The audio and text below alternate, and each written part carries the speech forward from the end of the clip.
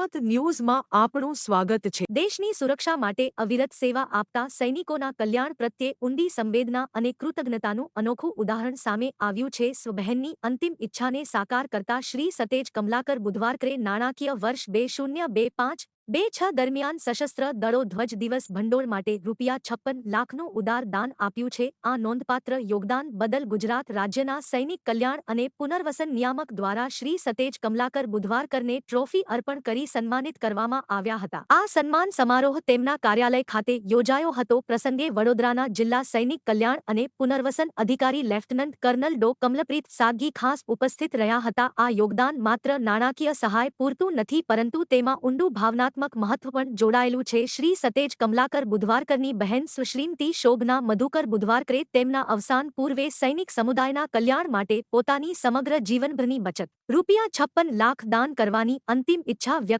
કરી હતી। પરિવારજનોએ તેમની આ ઈચ્છાને પૂર્ણ કરીને દેશસેવા માટે સમર્પિત સૈનિકો તથા તેમના પરિવારજનોના કલ્યાણ માટે આ રકમ અર્પણ કરી, જેથી તેમની સ્મૃતિ સદાય જીવંત રહેશે।